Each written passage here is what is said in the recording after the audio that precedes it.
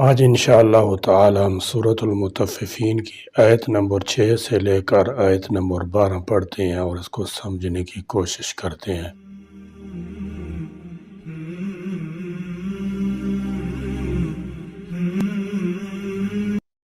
اعوذ باللہ من الشیطان الرجیم، بسم اللہ الرحمن الرحیم۔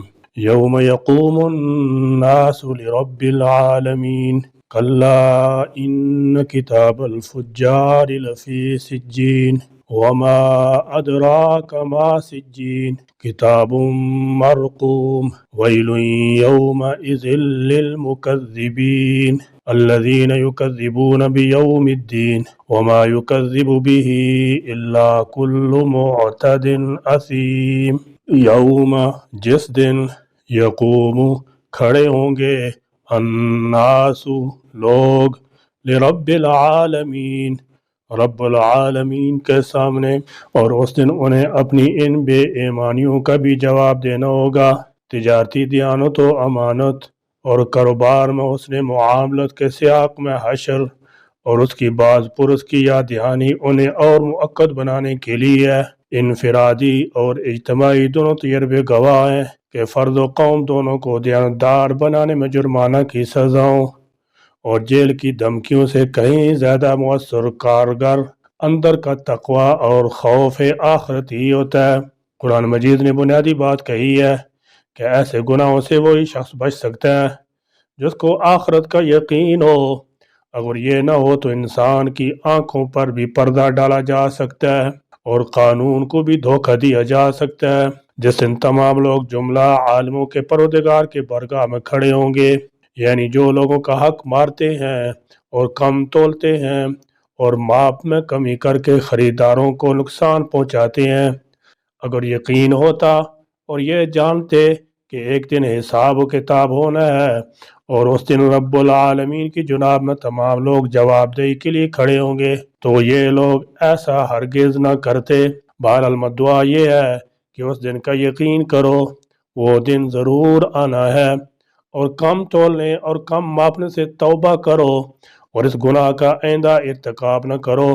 کلا ہرگز نہیں، ان بے شک، کتاب یعنی نامہ اعمال الفجاری بدکاروں کا لفی سجین یقیناً سجین میں ہے۔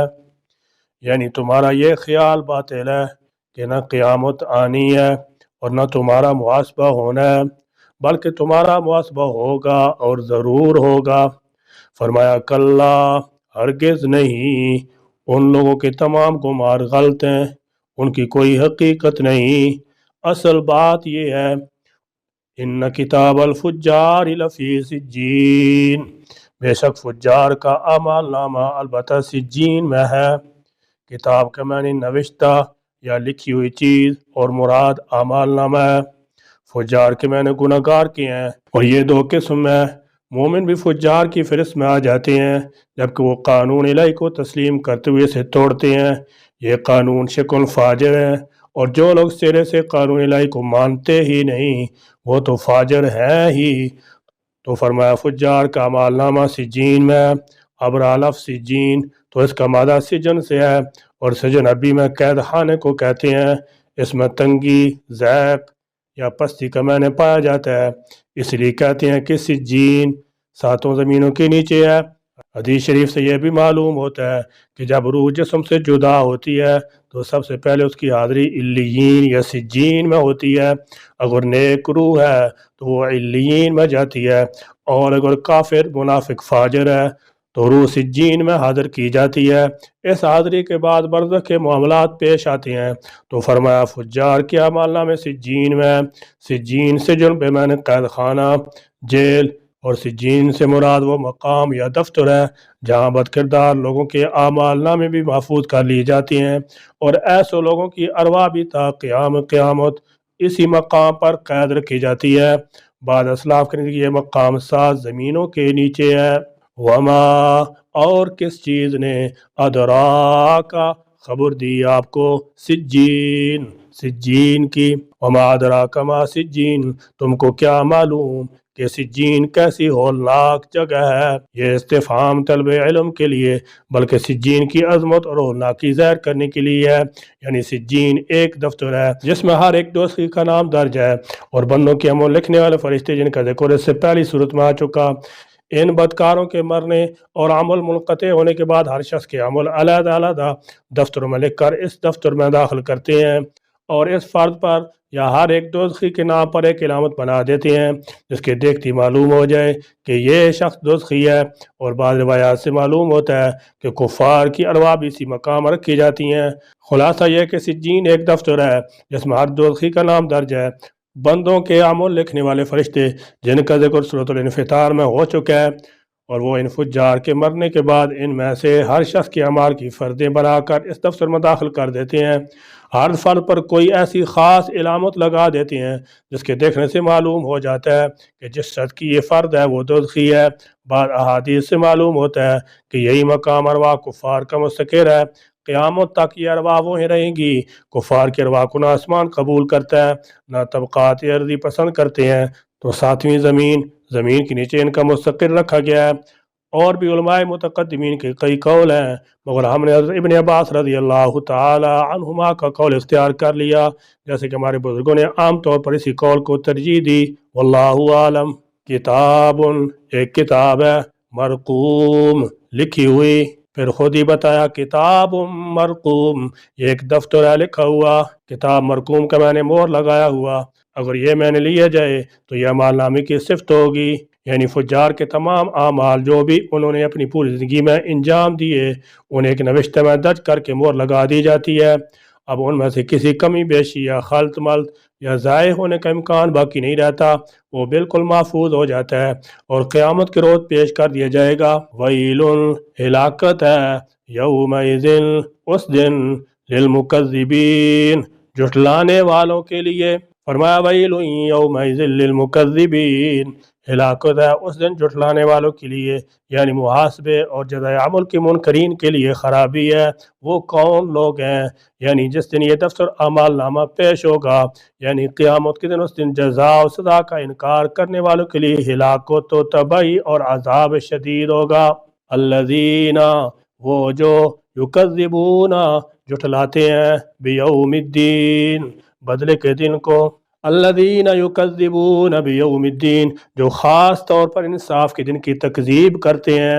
عام طور پر یہ وہی سرمایہ پرست قسم کے لوگ وڈیرے لوگ ہوتے ہیں جو لوگوں کے حقوق غصب کرتے ہیں اور پھر اپنے آپ کو جھوٹی تسلی دینے کے لیے کہتے ہیں کہ قیامت کا اور انصاف کا کوئی دن مقرر نہیں، جو کچھ ہے بس اسی دنیا میں زیادہ سے زیادہ نفع کما لو، آگے کچھ نہیں ہے، اس کی فکر مت کرو۔ وما اور نہیں یکذبو جھٹلاتا بھی اسے الا مگر کلو ہر معتدن حد سے بڑھنے والا اسیم سخت گناہ گار، یعنی روز جزا کا منکر صرف وہی شخص ہو سکتا ہے جس نہ اللہ کی قدرت کاملہ پر ایمان ہو، نہ اس کی صفت عدل پر اور نہ اس کی حکمت پر۔ جو شخص اللہ کی ان صفات پر یقین رکھتا ہو وہ قیامت کا انکار کر ہی نہیں سکتا، اور جب اسے روز جزا کا یقین نہیں رہتا تو پھر وہ ہر طرح کے گناہوں پر دلیر ہو جاتا ہے۔ جو شخص روز جزا کا منکر ہے فی الحقیقت اللہ کی ربوبیت، اس کی قدرت اور اس کی عدل و حکمت سب کا منکر ہے، اور جو ان چیزوں کا منکر ہو وہ جس قدر گناہوں پر دلیر ہو تھوڑا ہے۔ فرمایا حقیقت یہ ہے وما یکذب بہ انصاف کے دن کو نہیں جھٹلاتا الا کل معتد مگر ہر زیادتی کرنے والا اور اسیم گناہ گار، یعنی قیامت کے دن کو جھٹلانے والے وہی لوگ ہیں جو دوسروں پر تعدی، ظلم اور زیادتی کرتے ہیں، ان کے حقوق کو ضائع کرتے ہیں اور اسی وجہ سے گناہ گار اور پاپی کہلاتے ہیں۔ ان آیات کا خلاصہ یہ ہے کہ بے شک وہ کتاب جس میں کافروں کے اعمال لکھے ہوئے ہیں سب سے نیچی جگہ سجین میں ہے، اور تم اس جگہ کی حقیقت نہیں جان سکتے کہ وہ کتنا ہولناک اور ہیبت ناک مقام ہے، اور کافروں کا اعمال نامہ مہر لگائی ہوئی ایک کتاب ہے جو نہ مٹ سکتی ہے نہ بدل سکتی ہے، یہاں تک کہ ان سے ان اعمال کا حساب لے لیا جائے اور ان اعمال پر انہیں سزا دے دی جائے، اور جس دن اعمال نامے کی وہ کتاب نکالی جائے گی تو اس دن ان جھٹلانے والوں کے لیے خرابی ہے جو انصاف کے دن کو جھٹلاتے ہیں اور جزا ملنے کے دن یعنی قیامت کے منکر ہیں۔ اور اس دن کو وہی جھٹلاتا ہے جس میں یہ 3 باتیں پائی جاتی ہوں۔ نمبر 1، وہ حق سے تجاوز کرنے والا ہو اور مخلوق کے ساتھ معاملات کرنے میں ان پر ظلم کرنے والا ہو۔